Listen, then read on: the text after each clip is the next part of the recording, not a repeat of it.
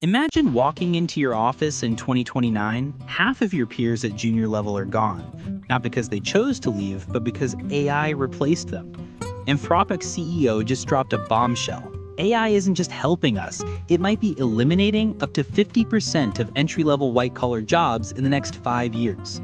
Jobs in sectors like law, finance, consulting, and many starting roles are the most at risk, according to Anthropic co-founders. Entry-level, junior positions could shrink dramatically. Training programs, internships, everything's on the line. But it's not just doom.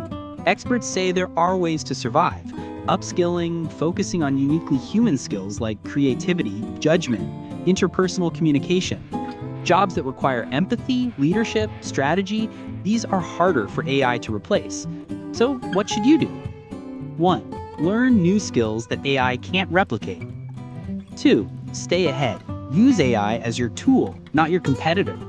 And 3. Keep asking the big questions about jobs, purpose, and what work means in a world where machines think.